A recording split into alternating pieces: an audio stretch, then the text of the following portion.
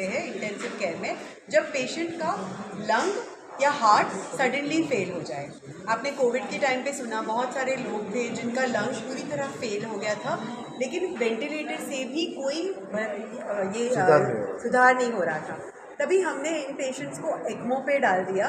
ECMO body के बाहर lung का काम करके वो पेशेंट को ना सिर्फ जिंदा रख सकता है, मतलब पूरी तरह रिहैबिलिटेट भी कर सकता है। वो पेशेंट बैठ के चेयर में खाना खा रहा है, लेकिन क्या इंतज़ार कर रहा है कि लंग ठीक हो जाए। 50% पेशेंट या 60% पेशेंट में लंग्स फाइनली ठीक हो जाते हैं, क्योंकि ये ऐसी बीमारियां हैं जिनको सिर्फ टाइम लगता है ना। सिमिलरली आपने अभी आजकल सुना होगा कि जवान 25 साल का, 24 साल, 40-50 साल के आदमी कुछ नहीं था कल तक और अभी एकदम हार्ट अटैक आ गया है और पेशेंट को जान चली है। लास्ट 1-2 हफ्ते में हमारे पास ऐसे कैसे पेशेंट आए हैं, एक 25 साल का लड़का, एक 40 साल के आदमी, जो बिल्कुल ही चल के आते हैं और कोलैप्स हो जाते हैं। उनको क्या होता है? हार्ट अटैक की बीमारी, अभी उसकी कोई उम्र नहीं रही। ऐसे पेशेंट को हमने डायरेक्टली एक्मो पे डाल दिया, क्योंकि ये एक्मो हार्ट लंग मशीन है, तो वो हृदय का काम करके बॉडी के सब पुर्जों को जिंदा रखता है जब तक कि हम ये पेशेंट के हार्ट पे ऑपरेशन या एंजियोग्राफी नहीं कर सकते। तो ये जानना लोगों के लिए बहुत ज़रूरी है कि वेंटिलेटर काम नहीं कर रहा है तो इसके आगे कुछ है, एक्मो है। अगर हार्ट फेलियर हो गया है और पेशेंट का सब पुर्जा बंद हो रहा है क्योंकि हार्ट काम ठीक से नहीं कर रहा है, तो क्या कर सकते हैं? एक्मो कर सकते हैं।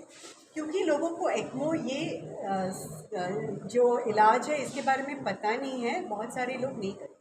एक और चीज़ हमने कोविड के टाइम पे देखी कि लोगों को पता चल गया कि हाँ एक्मो तो चलता है, लेकिन हमारे प्रांत में नहीं है। तो मुझे बॉम्बे में फ़ोन आता है कि मैडम हमको आके लेके जाओ, और ऐसे हमने लुधियाना से, विजयवाड़ा से, महाराष्ट्र से, गुजरात से बहुत सारे पेशेंट्स को ट्रांसपोर्ट किया। लेकिन वो कितने पेशेंट्स को, 15 पेशेंट का कॉल आएगा तो हम एक पेशेंट तक पहुंच पाए।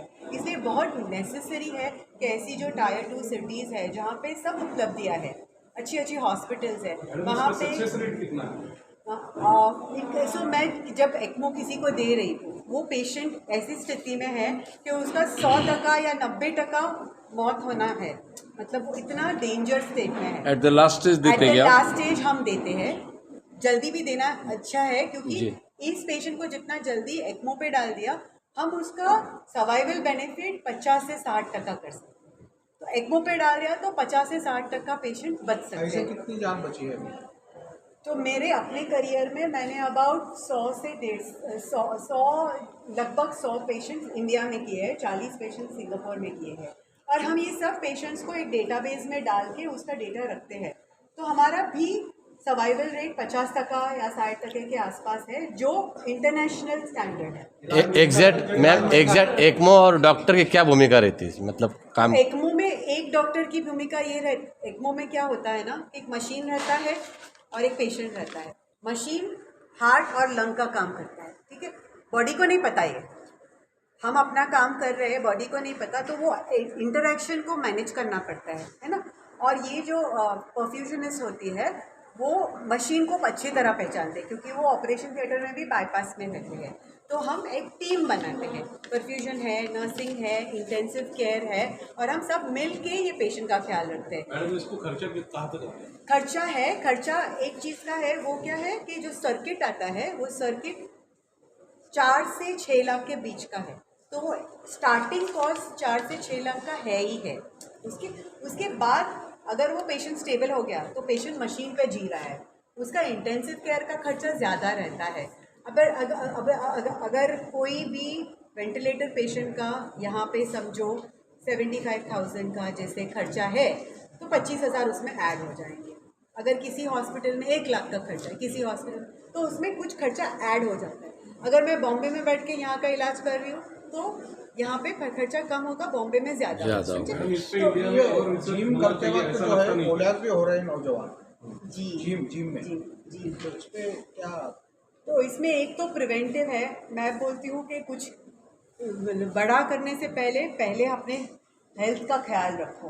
तो एक रेगुलर हेल्थ चेक मैंने Vaccine, को जो vaccine. वैक्सीन जो दिया है mostly people were dying for So it's that very reason what interesting is आप ये मुझे क्वेश्चन पूछ रहे हैं लेकिन अलग हो गया अच्छा just I am asking you about this ऐसा लगता नहीं है इस पे इंडिया पे और रिसर्च होना चाहिए एक्चुअली इंडिया मैं जब सिंगापुर से आई 2017 में तो इंडिया में कोई एक्मो नहीं हो रहा था तभी आपको याद होगा जयललिता का एक्मो हुआ था और वो भी कुछ लोगों को अच्छा नहीं लगा था क्योंकि वो अभी ऐसा हो गया है इसके बाद के कोविड के बाद के हर प्रांत में एटलीस्ट 10-12 हॉस्पिटल के पास एक्मो मशीन है एक्मो करने की क्षमता है और हम साथ में ट्रेनिंग करते हैं तो इसलिए हम मुंबई से आए हैं ताकि सब जगह ट्रेनिंग ये इलाज जो इतना महंगा है ये गरीबों के लिए कुछ स्कीम वगैरह में बऱ्याच इन्शुरन्समध्ये ते कवर्ड आहे इन्शुरन्समध्ये कवर्ड आहे दॅट इज वन थिंग बाकी मग गव्हर्नमेंट स्कीम